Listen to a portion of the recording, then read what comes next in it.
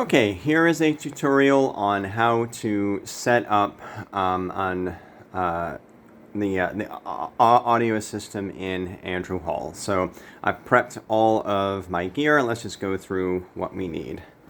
Obviously here is the microphone on its stand.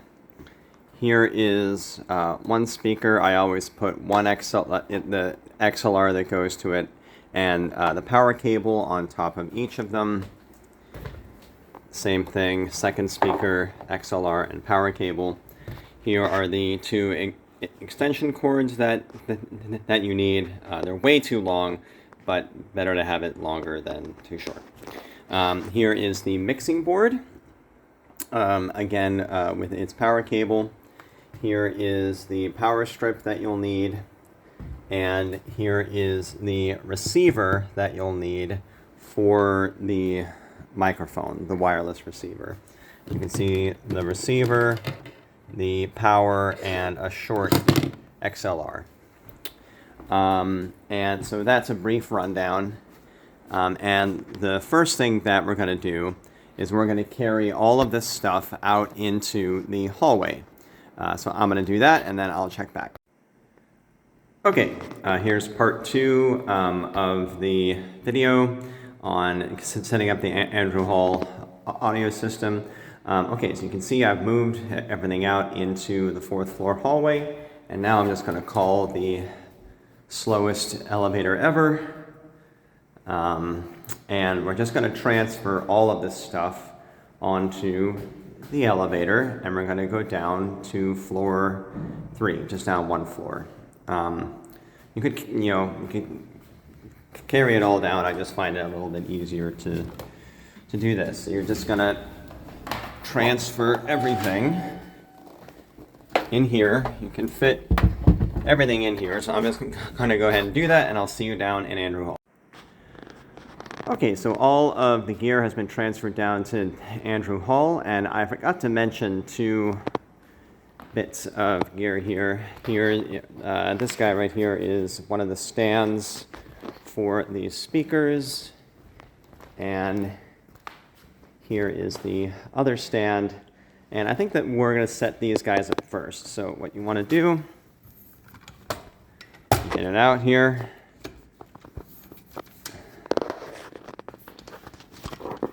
You can just pull these apart.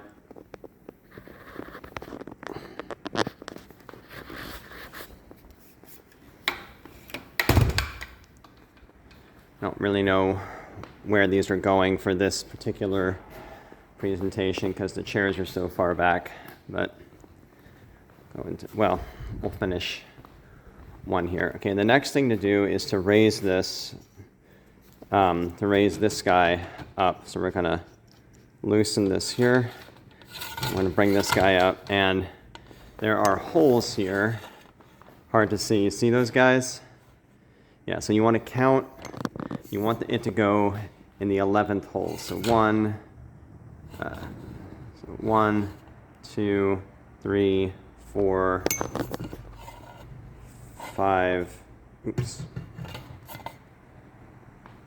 5, 6, 7. Well, I've lost count, but you see what I mean. All right, now just hold on a second. I can't do this next part. Well, also, okay. So what I just did, you see that little pin there? I just shoved it through the lowest hole, and that just works as a stopgap, as a emergency, just to make sure that nothing falls.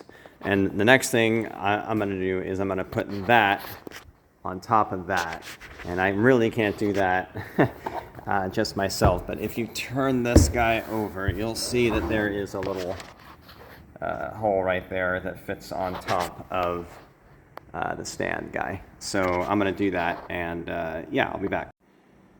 Okay, so we have both of our speakers set up, looking nice and pretty.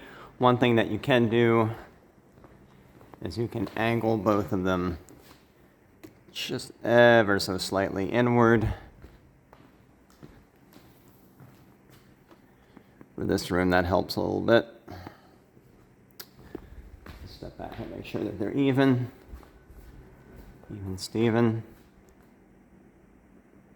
Yeah, it's good enough for government work. Then the next thing, you can see down here that I've done a little setup here.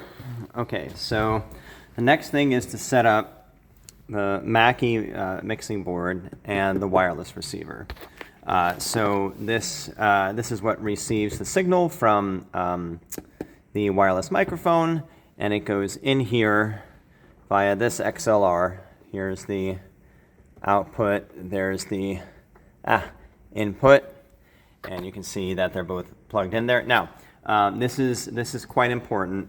You want to make sure as much as possible, it's very difficult in this setting because it's cramped, that you never have XLR cables, data cables, crossing with power cables, because it can cause a really bad buzz, especially if they're crossing at a 90-degree angle. So that's quite bad, and you'll probably get a hum. But that's the next stage of the connection, just about the board. This is the master volume, and we're only going to be using channel 1 on this guy.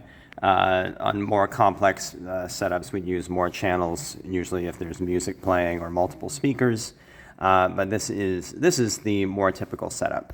Okay, next up, we're going to connect our speakers. Okay, we're basically set up. So we have connected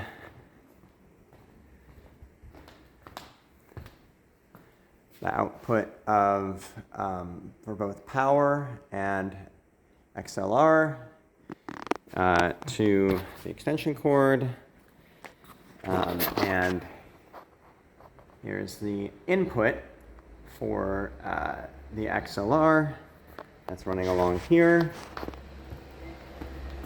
You see the power. There's the power. It's going in there.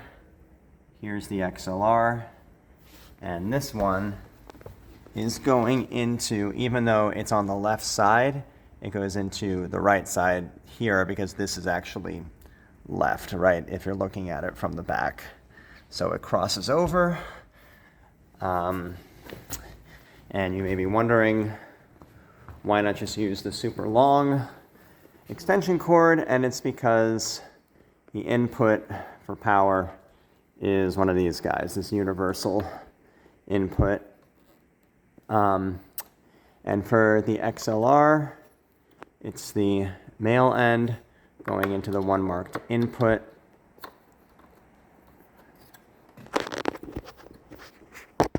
Sorry about that.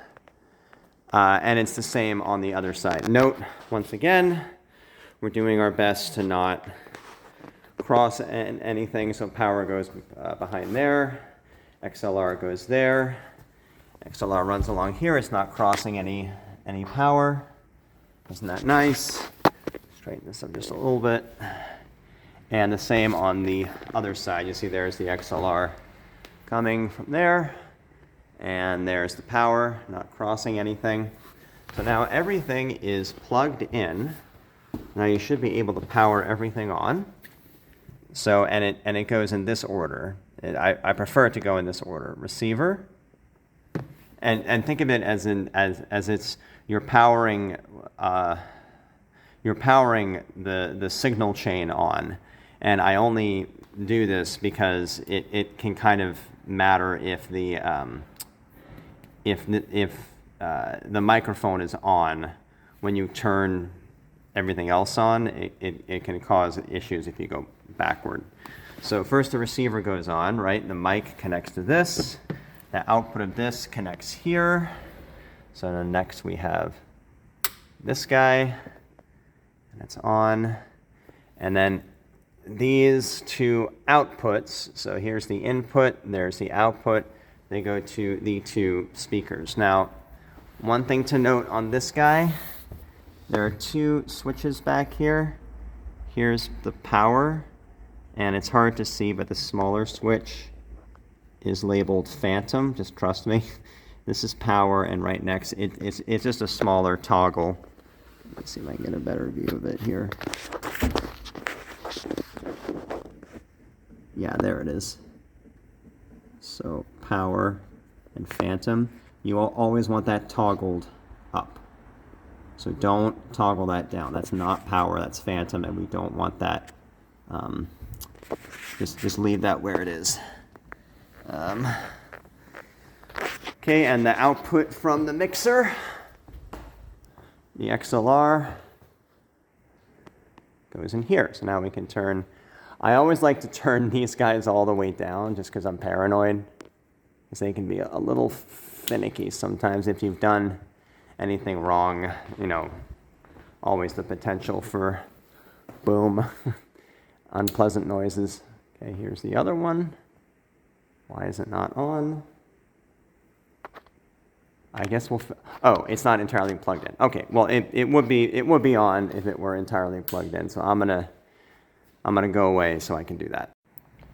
Okay, getting toward the end here. So now it's time to try out the microphone. I mean, first of all, I need to see if the microphone is paired with this receiver. These guys get cycled through a lot of different frequencies, so there's no guarantee. Okay, you can't really see what's there. It doesn't matter though, because there's no blue light on this guy. So that means it's not paired, or not synced, I should say. So there's this little button here that says sync. That's what you do on this guy, is you take this bottom part off. Let's see if I can.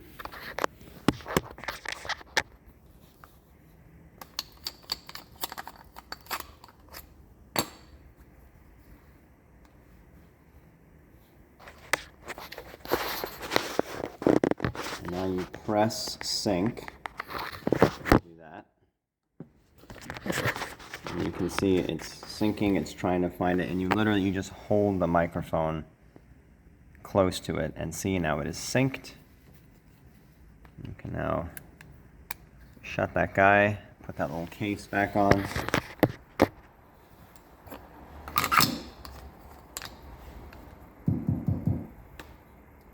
And check, we have sound. Great. What? I was going to do this. I'm going to turn that off for now because I don't want to. Uh-oh.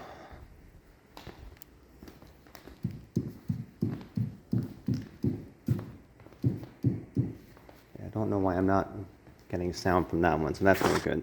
But it's basically working. Check. And we will troubleshoot that, and it doesn't really matter because we are good to go. Okay, thanks. Bye. I forgot one.